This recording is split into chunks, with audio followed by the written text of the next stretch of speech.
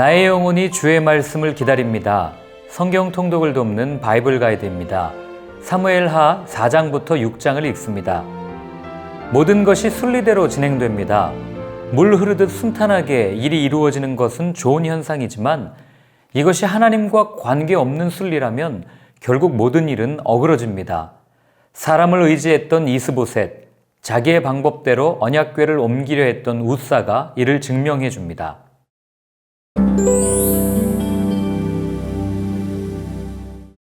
이스보셋은 의지하던 당숙 아브넬이 헤브론에서 살해됐다는 소식을 듣고 낙담합니다. 안개와 같은 존재인 사람을 의지하던 이스보셋의 모습과 산소망 되신 하나님을 의지하는 다윗은 대조적으로 보입니다. 한편 부에롯 사람 림몬의 두 아들 바하나와 레갑은 이스보셋 정권의 군 지휘관으로 있었습니다. 이들은 밀을 가지러 온 채 하다가 낮잠을 자는 이스보셋을 살해하고 그의 목을 베어 다윗에게로 가져갑니다.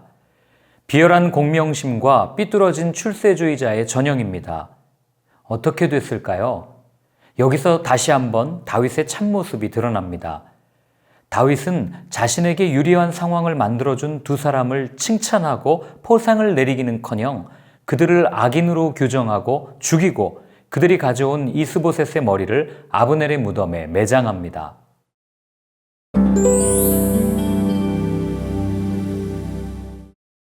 사무엘에게 기름 부음을 받은 지 약 20여 년의 시간이 흘렀습니다. 드디어 다윗이 온 이스라엘의 왕이 됩니다.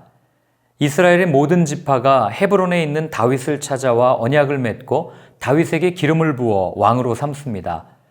다윗은 30세의 왕이 되어 40년을 다스리는데 7년 6개월은 헤브론에서 유다를, 33년은 예루살렘에서 온 이스라엘을 다스립니다. 다윗이 예루살렘에 살고 있던 여부스 사람을 몰아냅니다. 시온 산성을 빼앗고 다윗성이라 이름합니다. 헤브론에서 예루살렘으로 천도한 겁니다. 동서고금을 막론하고 많은 나라들이 새로운 시대가 도래할 때 수도를 새로운 곳으로 옮겨 민심을 안정시키고 사회 전반에 대해 정비를 하곤 했습니다. 7년 동안 분열되어 있던 나라를 통일했으니 더욱더 그러했을 것입니다. 이때 다시 하나님의 손길이 등장합니다. 두로왕 히람입니다. 그는 건축 재료들과 사람들을 보내 다윗의 궁을 지어줍니다. 이렇듯 다윗의 왕권이 안정되고 흥왕하여 갔다는 것을 예루살렘에서 새롭게 태어난 아들들을 통해 보여줍니다. 다윗이 이렇게 성공할 수 있었던 이유가 무엇일까요? 12절에 다윗의 고백에 답이 있습니다. 그는 하나님께서 자신을 왕으로 삼으신 목적은 택하신 백성인 이스라엘을 위한 것이라 고백합니다. 내가 나 된 것은 하나님의 은혜로 된 것이라는 바울의 고백처럼 나를 낮추고 하나님을 높이는 삶이 성공한 그리스도인의 삶일 것입니다.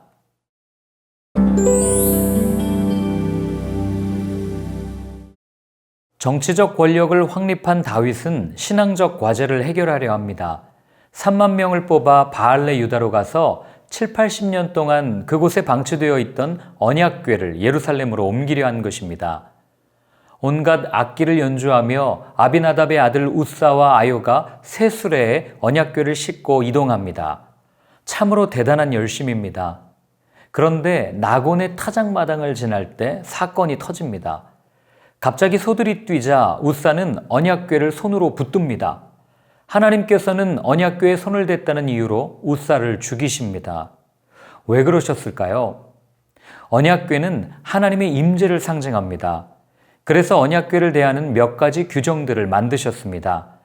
하나님의 궤를 운반하려면 레위인 중에서 선택된 제사장들이 직접 어깨에 메어 운반해야 했습니다.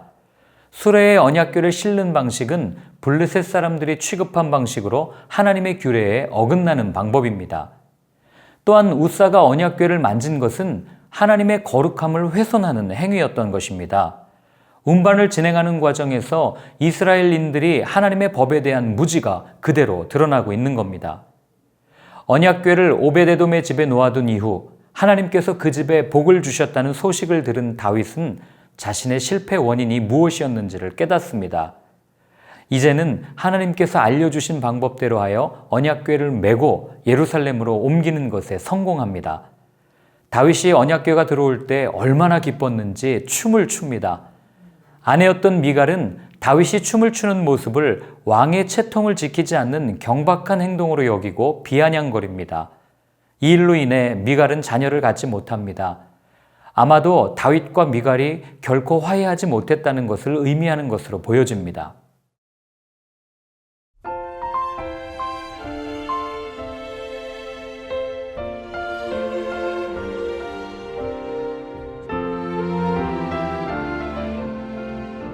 언약궤를 땅에 떨어뜨리지 않기 위해 잡았는데 죽이시다니요.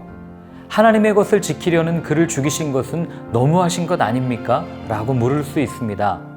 그러나 이는 질문이 잘못된 것입니다. 우리는 이 본문을 읽으며 이렇게 물어야 합니다. 웃사는 하나님을 존중했습니까? 이들은 제사장이 직접 메고 가야 할 언약궤를 수레로 옮기는 것으로 대치했습니다. 이방의 풍습입니다. 땀을 흘리지 않고 이동하려는 편리성을 고려한 행동입니다. 즉, 웃사는 하나님을 위하는 척했지만 사실은 하나님을 잘 몰랐던 사람이었고 하나님을 가볍게 여긴 사람이었습니다. 신앙의 삶은 불편합니다. 본성을 거스르는 일이기 때문입니다. 그리스도인의 삶은 불편의 연속입니다. 자기 부인의 삶이기 때문입니다. 혹 불편하다는 이유로 하나님의 뜻을 가벼이 여기고 내 방식대로 따른다면 이는 어리석은 삶입니다.